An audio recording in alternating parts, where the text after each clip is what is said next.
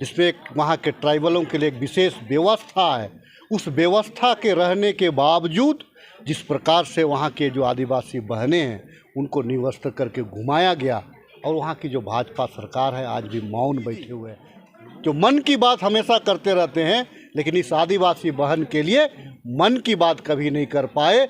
नतीजा क्या है कि पूरा मणिपुर जल रहा है, पूरा देश जल रहा है।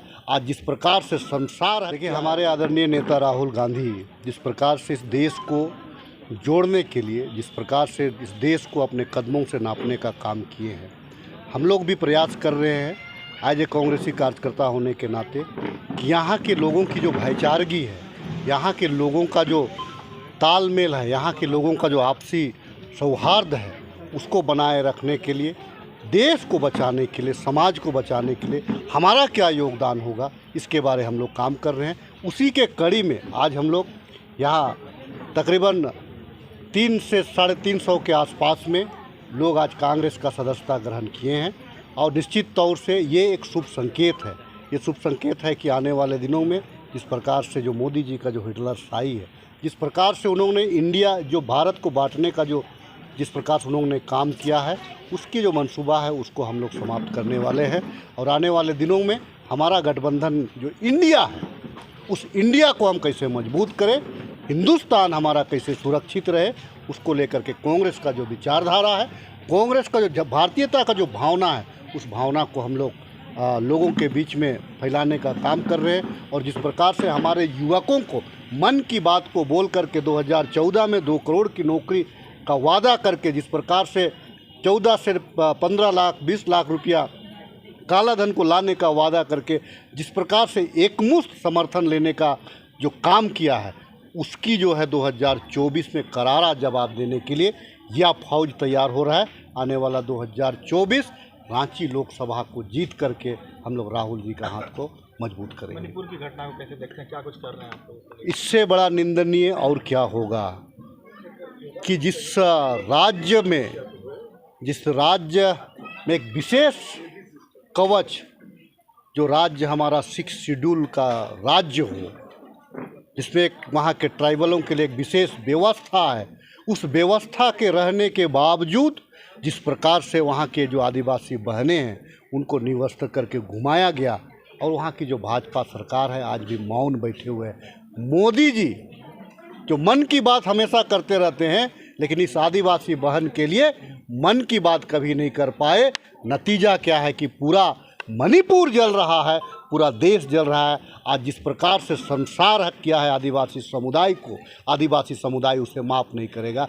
जिस प्रकार से मध्य प्रदेश में जिस प्रकार से जो पेशाब कांड होता है, और उसके समर्थन में भाजपा के लोग जिस प्रकार से रैलियां निकाल रहे हैं, उनकी मानसिकता को पहचाना जा सकता है, उनकी सोच को जाना जा सकता है कि वे कैसे भारत का निर्माण करना चाहते हैं। मोदी जी चूँकि लीडर हैं, कहीं ना कहीं आपका जो पाठशाला है, उस पाठशाला में यही सिखाया जाता है, इसीलिए आपके कार्यकर्ता ऐसे कर रहे हैं। सभा के साथियों ने आज पार्टी की सदस्यता ली, और माननीय विधायक राजेश कच्छप जी, हमारे ग्रामीण जिला कांग्रेस पार्टी के अध्यक्ष राकेश किरण महतो जी भी यहाँ थे। और ये माननीय विधायक जी के प्रयास से ये कार्य हुआ। और सबसे अच्छी बात है कि लोग जो है ये स्वतः ही इन लोगों की ज्वाइनिंग की इच्छा थी, माननीय विधायक जी के संपर्क में थे, और ये सारे लोग जो हैं ये खुद से इनको कोई मोटिवेट करने की ज़रूरत नहीं थी, ये सेल्फ मोटिवेटेड हैं।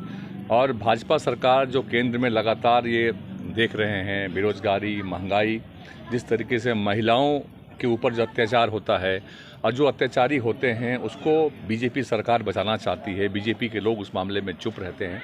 ये सारे कारण हैं जिस वजह से इन्होंने पार्टी की सदस्यता ली।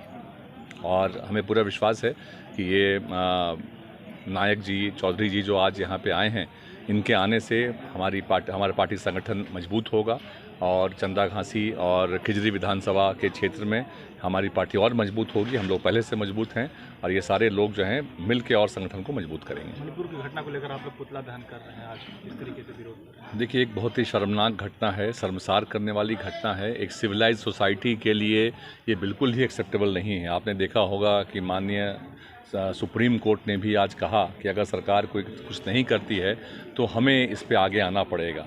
तो आप सोच सकते हैं कि आज के दिन में ये जो एक बारबेरियंस का जो ज़माना था, उस समय में जिस तरीके से महिलाओं पे अत्याचार होता था, ये इसके लिए मुझे लगता है कि सारे लोगों को आगे आना चाहिए। और ऐसे जो भी लोग हैं, चाहे किसी भी पोजीशन पर हों, चाहे ये मणिपुर पे अभी जो ये मई की घटना थी, अभी इसका वीडियो वायरल हुआ है, लेकिन दोषियों को छोड़ना नहीं चाहिए। और अगर कानून में बदलाव करके कैपिटल पनिशमेंट भी अगर दिया जाए उन लोगों को, तो वो भी कम होगा जिन लोगों ने इस कार्य को अंजाम दिया है। और लेकिन इसके साथ साथ हमें इन बातों का ध्यान रखना चाहिए कि जब ब्रजभूषण शरण यौन शोषण के आरोपी होते हैं, तो उनको जब सरकार बचाने का प्रयास करती है, और उस समय भी लोगों को आगे आना चाहिए, क्योंकि जब ये घटनाएं होती हैं तो हम एक्सट्रीम तक जाने का इंतज़ार हमें नहीं करना चाहिए। और जहां भी ये होता है तो उस पर नो टॉलरेंस, जीरो टॉलरेंस की बात होनी चाहिए, और लोगों को पे सख्त कार्रवाई करनी चाहिए जब महिलाओं पर अत्याचार कहीं भी होता है, किसी भी परिस्थिति में अगर हो रहा है।